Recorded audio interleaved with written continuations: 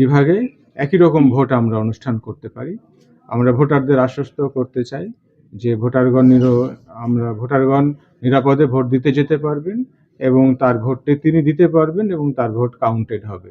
এই সমস্ত বিষয়ে আমরা প্রস্তুতিমূলক সভাটি করেছি এবং চাঁপাইনবাবগঞ্জের পরিবেশ অন্যান্য জেলাগুলোর মতোই এখানে তার চেয়ে অনেক ভালো প্রস্তুতি আছে, এখানে ভালো কোঅর্ডিনেশন আছে এবং এক্ষেত্রে আমরা সাংবাদিক ভাই আপনাদের কাছেও অনুরোধ করছি যে আপনারাও জনগণের মাধ্যমে এই প্রচারণায় অংশগ্রহণ করুন যে আমরা একটা সুন্দর ভোট আয়োজন করতে চাই।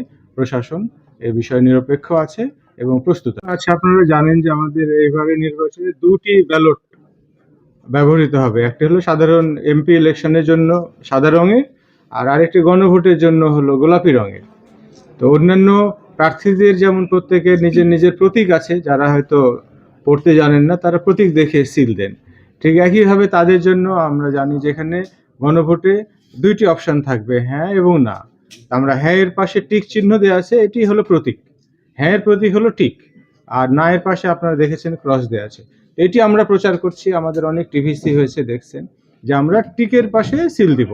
এটি আমরা এভাবে প্রচার করছি যে যারা হয়তো লেখাপড়া এখনো জানেন না তাদের জন্য টিক চিহ্নটাই হচ্ছে যে হ্যাঁ এর প্রতীক।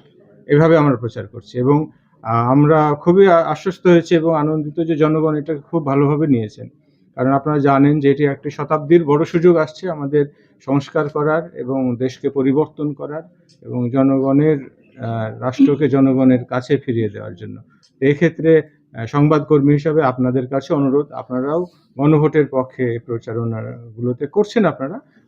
আপনারা বললে মানুষ আরো সহজে বুঝে এবং মানুষ সহজে এটাকে বোধগম্য করার ভাষা আপনারা বলতে আছে। নিরাপত্তা নিয়ে কোনো শঙ্কা নাই, এটা নির্ধারিত ভোট গণনা করে সঠিকভাবে আমরা তুলে নিয়ে আসবো, এটা নিয়ে আমরা আলোচনা করেছি এবং এক্ষেত্রে জনগণ আমাদের সহযোগিতা আপনারাও করছেন।